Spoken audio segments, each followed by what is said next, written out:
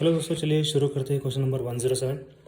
Question है a bomb of mass 6 kg at rest explodes into two pieces of masses 4 kg and 12 kg। The velocity of 12 kg mass is 4 metre पर second. The kinetic energy of the other mass is. चलिए शुरू करते हैं इसे। यहाँ पे एक bomb है, ये बॉम्ब एक्सप्लोड हुआ, टू पीसेस में हुआ। इसका जो वेट है 16 kg। टू पीसेस में एक्सप्लोड होने के बाद एक का मास है 12 kg और एक का मास है 4 kg। 12 kg का मास, इसका जो वेलोसिटी है वो है 4 मीटर पर सेकेंड। इसका वेलोसिटी हमें पता नहीं है, ये v1 मान लीजिए और ये v2 मान लीजिए। इसको मास m1 मान लीजिए और इसका मास m2 मान लीजिए। चलिए यहाँ पे फर्स्ट v1 को फाइंड आउट करते हैं, उसके बाद ही हमें काइनेटिक एनर्जी फाइंड आउट कर सकते हैं। तो इसलिए पहले हमें मोमेंटम ऑफ कंजर्वेशन अप्लाई करना चाहिए या फिर कंजर्वेशन ऑफ मोमेंटम।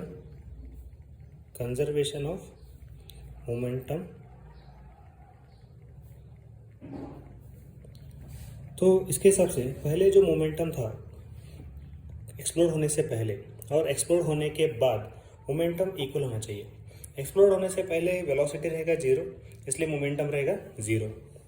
तो इसका मतलब m1 v1 plus m2 v2 equal to 0। This is the zero is nothing but जो एक्सप्लोड होने से पहले उसका वेलोसिटी 0 था, इसलिए मोमेंटम क्या रहा, 0 रहा। m1 को हमने कंसिडर किया है 4, v1 हमें पता नहीं है, m2 है 12 और v2 है 4 मीटर पर सेकेंड। टोटल इक्वल टू हो जाएगा 0। तो यहाँ पे दोस्तों तो 4v1 इज इक्वल टू बन जाएगा -12 इंटू 4। तो v1 is equal to minus indicate करता है, ये डायरेक्शन अपोजिट है, इसको कंपेयर किए तो v1 इज इक्वल टू बन जाएगा -12 into 4 divided by 4। a4 cancel हो जाएगा दोस्तों, तो बचेगा हमें यहाँ पे 12। सो v1 इक्वल टू 12 मीटर्स पर सेकेंड। नेगेटिव साइन सिर्फ डायरेक्शन इंडिकेट करता है जो कि अपोजिट है। हमें इसका काइनेटिक एनर्जी फाइंड आउट करते हैं दोस्तों। Kinetic energy is equal to formula होता है half mv², 1/2 as it is.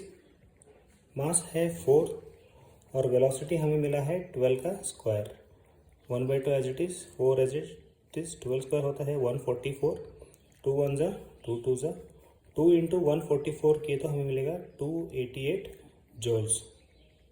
हमें मिला काइनेटिक एनर्जी। इस मास का जो काइनेटिक एनर्जी है वो है 288 joules. Thank you for watching it.